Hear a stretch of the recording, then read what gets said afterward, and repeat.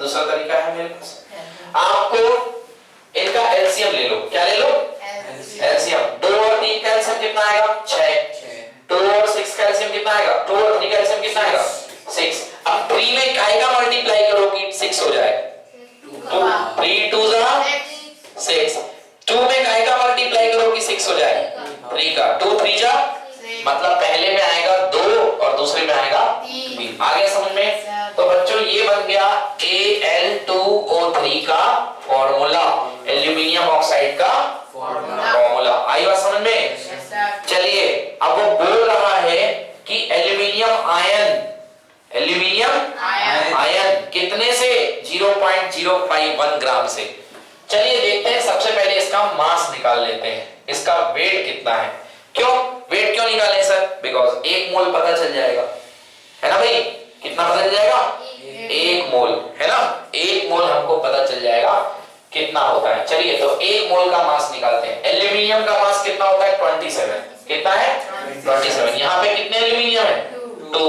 तो 2 into 27 plus 3 into 16, 3 oxygen है ना? टोटल मास आ गया 102। क्या आ गया? 102। मतलब एल्यूमिनियम ऑक्साइड के 102 ग्राम में कितने मोल होंगे? 1 मोल। एल्यूमिनियम ऑक्साइड के 102 ग्राम में 1 मोल होंगे। बोलो हाँ या ना? एल्यूमिनियम ऑक्साइड के 102 ग्राम में कितने मोल होंगे? 1 मोल। इसका मतलब कि एल्यूमिनियम ऑक्साइड के 102 ग्राम में कितने मॉलिक्यूल 1 मोल होंगे? एल्यूमिनियम ऑक्साइड के 102 ग्राम में 1 मोल होंगे। इसका मतलब 6.023 into 10⁻23 पार्टिकल होंगे। और पार्टिकल की फॉर्म में कौन है ये? एटम है कि मॉलिक्यूल है? मॉलिक्यूल। आया ना?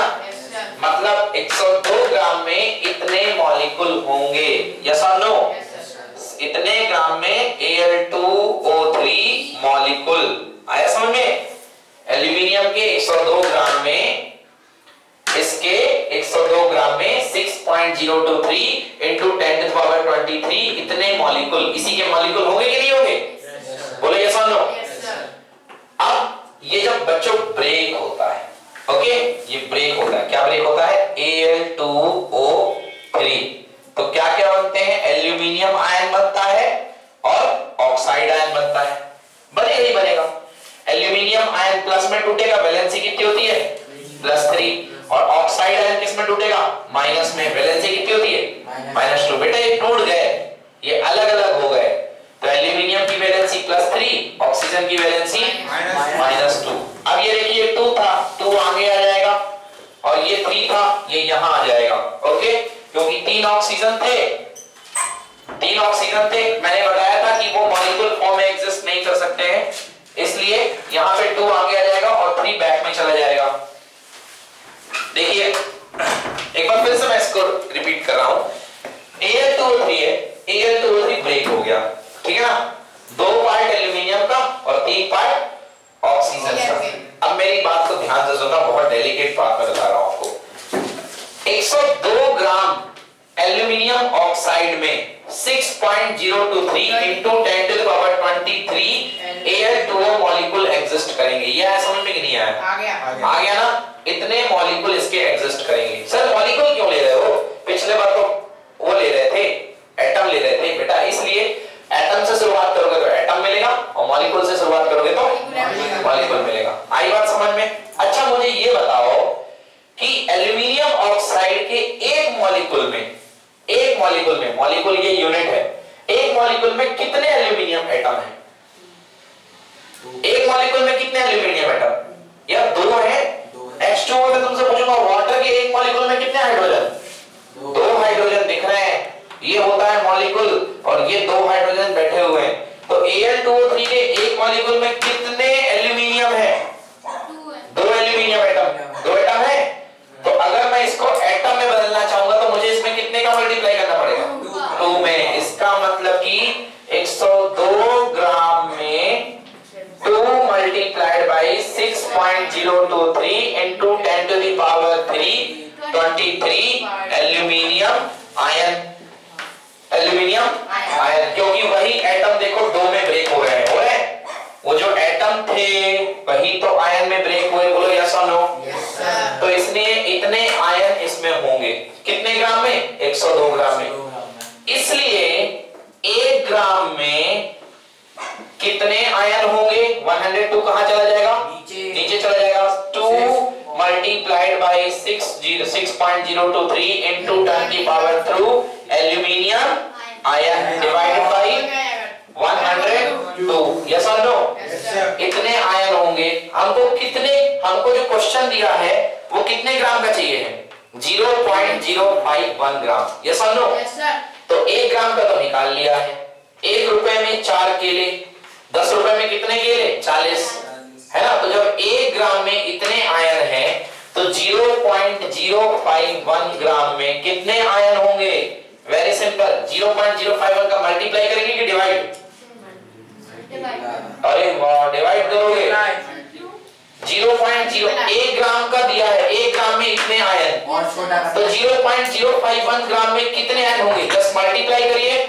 ओके, तो 1 ग्राम में अगर आपको दिए हैं इतने आयन तो आप मल्टीप्लाई कर देंगे 0.051 ग्राम two multiplied by 6.023 into 10 to the power 23 upon 102 multiplied by 0.051 atom, sorry ion, इतने आयन। आई बात समझ में? इसको सॉल्व करेंगे तो आपके पास आंसर आएगा 6.022 into 10 की पावर 23, 10 की power 20 aluminium ion. Answer solve करेंगे 6.022 into 10 to the power 23 आ रही है 22 20 आ ओनली 6.022 into 10 की पावर 20 एल्यूमिनियम आयन। नोट करिए बच्चों, इस तरीके से आप एल्यूमिनियम आयन निकाल सकते हैं। ठीक है, अब आप मुझे इसमें ऑक्सीजन आयन कितने हैं वो निकाल के लाएंगे। एज ए होमवर्क आप कितने ऑक्सीजन आयन हैं वो आप पता करके आएंगे कि इसमें कितने ऑक्सीजन आयन हैं।